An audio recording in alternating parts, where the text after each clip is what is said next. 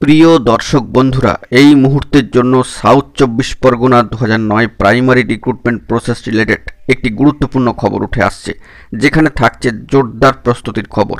হাতে কিন্তু সময় কম, তাই ভিডিওটি একদম শেষ পর্যন্ত দেখে নেবেন এবং মন দিয়ে একটু শুনে নেওয়ার জন্য চেষ্টা করবেন এবং চ্যানেলটিকে অতি অবশ্যই সাবস্ক্রাইব করে নিয়ে সঙ্গে থাকবেন। চলুন কথাবার্তা না বাড়িয়ে আমরা মূল টপিকটায় ফোকাস করি। বন্ধুরা, হাতে কিন্তু একদম সময় কম। এই মাস কার্যত প্রায় শেষের দিকেই এগোচ্ছে এবং মার্চ মাস পড়লেই আপনারা সকলেই কিন্তু অবগত আছেন যে সর্বোচ্চ ন্যায়ালয় সুপ্রিম কোর্টে একটি গুরুত্বপূর্ণ মামলা কিন্তু রয়েছে সম্মানীয় দেবাশিস বিশ্বাসের, আইএ ম্যাটার। সেখান থেকে কিন্তু ক্লারিফিকেশনটি আনতেই হবে। অন্যান্য জেলা কি করলো না করলো সেগুলি সম্পর্কে ধারণা লাভ করার পর একেবারে মসৃণ প্রসিডিওরে পিটিশনার ভিত্তিক নিয়োগটিকে সফলতার শীর্ষে নিয়ে যেতে এই ক্লারিফিকেশন কিন্তু অত্যন্ত প্রয়োজন। বাংলা ভাষায় যাকে আমরা বলে থাকি সুপ্রিমের ছাড়পত্র। তো সেই ছাড়পত্র আনবার ক্ষেত্রে 7-3 দাঁড়িয়ে এবার সম্মানীয় দেবাশিস বিশ্বাস এবং তার সহযোগী সদস্যরা নানানভাবে কিন্তু প্রস্তুতি নিতে চলেছেন।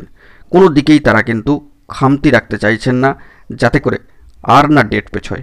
তো সেই দিক থেকে দাঁড়িয়ে বিভিন্ন জায়গায় যোগাযোগ করার পাশাপাশি আইনি জটলাগুলো মেটাবার জন্য নানান ধরনের কিন্তু বৈঠক সাক্ষাৎকার পর্ব এবারে জোরদারভাবে কিন্তু হতে চলেছে। এর পাশাপাশি নানান ধরনের সমস্যাগুলিকে ফেস করার ক্ষেত্রে এবং সেই বিষয়ে কি পদক্ষেপ নেওয়া যেতে পারে সে বিষয়ে অগ্রিম কিন্তু স্বয়ং দেবাশিস বিশ্বাস নিজেই বেশ কিছু ইতিবাচক পদক্ষেপ গ্রহণ করে রেখেছেন বিভিন্ন কনফারেন্স বৈঠক করে।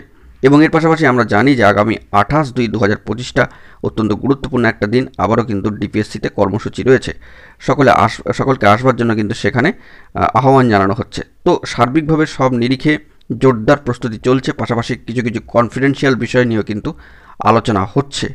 তো ইতিমধ্যেই সম্মানীয় দেবাশিস বিশ্বাসের তরফ থেকে বেশ কিছু বার্তা দেওয়া হয়েছে, হয়তো আগামীতেও দেওয়া হবে খুব রিসেন্টলি। তো আমরা সব দিকে ফোকাস রাখছি, জোরালো প্রস্তুতি কিন্তু চলছে শেষ মুহূর্তে দাঁড়িয়ে।